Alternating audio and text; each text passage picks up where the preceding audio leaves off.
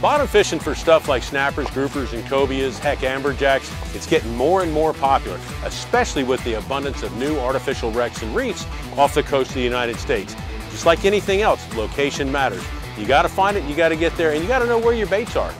Position means everything on that little rock pile, but it means the same thing out here. We're going to be fishing right up current of this buoy, and we're actually going to be fishing the big block of concrete that holds the buoy in position.